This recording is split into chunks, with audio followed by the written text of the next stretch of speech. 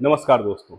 बिहार में कई नेता आए और कई गए। किसी ने मुख्यमंत्री बनकर के नाम कमाया, किसी ने केंद्र की राजनीति में झंडा गाड़ा, लेकिन एक ऐसा नाम है जिसने किसी पद से नहीं बल्कि अपने फैसलों से भारत की राजनीति को बदल दिया। वो नाम था रामविलास पासवान। एक ऐसा नेता जिसके बिना भारत की संसद अधूरी लगती थी। आज हम सुनने जा रहे हैं उस शख्स की कहानी जो गरीबों की आवाज भी था और सियासत का मौसम वैज्ञानिक भी। यह है full story of Ramvilas Paswan.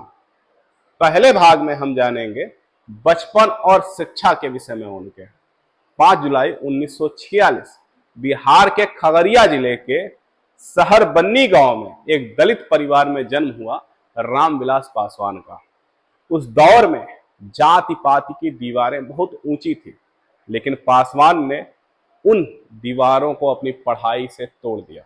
उन्होंने मास्टर्स की पढ़ाई की और फिर पटना यूनिवर्सिटी से एलएलबी की डिग्री ली।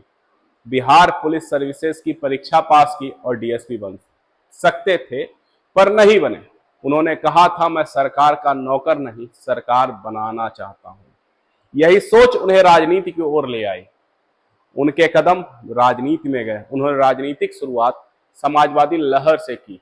राम मनोहर लोहिया और जयप्रकाश नारायण जैसे नेताओं से प्रभावित होकर के पासवान ने संयुक्त सोशलिस्ट पार्टी ज्वाइन की।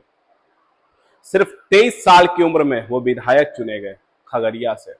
1974 में उन्होंने छात्रों का संगठन छात्र संघर्ष समिति बनाया, जिसके सदस्य थे लालू प्रसाद यादव और सुशील मोदी। यहीं से जयप्रकाश आंदोलन की नींव पड़ी, जो आगे चल करके इमरजेंसी तक पहुंची। इमरजेंसी में पासवान 19 महीने तक जेल में रहे, लेकिन जेल ने उन्हें तोड़ा नहीं और बड़ा बना दिया। बाहर निकले तो एक ऐसे दलित चेहरे के रूप में उभरे जो अन्याय के खिलाफ खड़ा था। लोकसभा में उन्होंने रिकॉर्ड बनाया। इमरजेंसी खत्म होते ही 1977 का चुनाव आता है। जनता पार्टी के टिकट पर रामविलास पासवान हाजीपुर से चुनाव लड़ते हैं और बना देते हैं वर्ल्ड रिकॉर्ड। 4,24,000 वोट के अंतर से जीत जाते हैं, जो उस समय तक किसी भी नेता ने हासिल नहीं किया था। हर 10 में से 9 वोट उन्हें मिले थे। यहीं से पासवान बन गए राष्ट्रीय नेता। निजी जीवन, लव स्टोरी इनके अगर हम बात करेंगे तो 1981 में इन्होंने अपनी पहली पत्नी राजकुमारी देवी को तलाक दिया। जल्द ही उनकी मुलाकात हुई रीना नाम की एक लड़की से, जो इनसे उम्र में 12 वर्ष छोटी थी, जो एयर इंडस्ट्री में काम करना चाहती थी। रीना वहीं से बनी रीना पासवान। इनके 2 बच्चे हुए, बेटी निशा और बेटा चिराग पासवान, जो आगे चल करके उनके राजनीतिक उत्तराधिकारी बने। पासवान के इस रिश्ते पर मीडिया और विरोधियों ने खूब बातें की, मगर वो बस मुस्कुराते और आगे बढ़ते रहे। मंडल कमीशन आया, उभार आया। 1989 में वीपी सिंह की सरकार बनी और पासवान बने श्रम मंत्री। इसी दौर में उन्होंने ऐतिहासिक प्रस्ताव रखा, जिसे ओबीसी समुदाय को सरकारी नौकरियों में 27% आरक्षण मिला, यानी मंडल कमीशन लागू हुआ।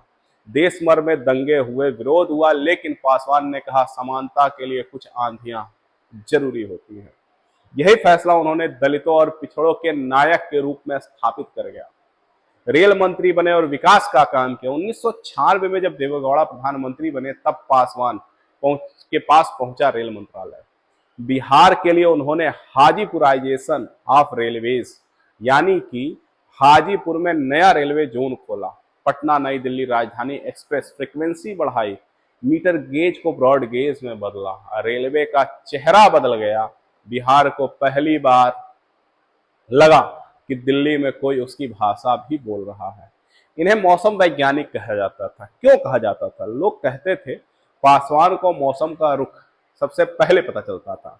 कभी वीपी सिंह के साथ, फिर गुजराल, देवगौड़ा, वाजपेयी, मनमोहन और नरेंद्र मोदी 6 प्रधानमंत्रियों कैबिनेट में रहे हैं। कभी एनडीए, कभी यूपीए। उनकी कुशल राजनीति ने उन्हें प्रासंगिक बनाए रखा। उन्होंने खुद कहा था, मैं समझौता नहीं करता, हालात को समझता हूं।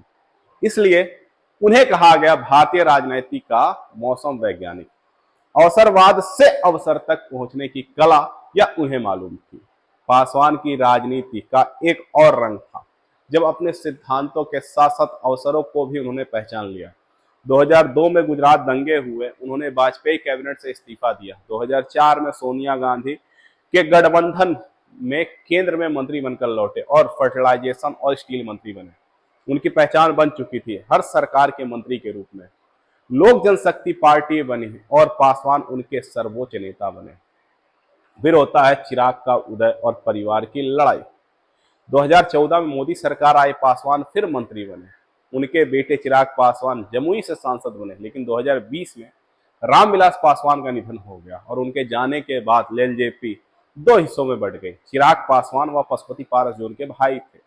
ये वही परिवार था जिसने बिहार की राजनीति को दशकों तक प्रभावित किया था। आज चिराग पासवान फिर एनडीए के साथ हैं, हाजीपुर से जीत चुके हैं और अपने पिता की विरासत को आगे बढ़ा रहे हैं।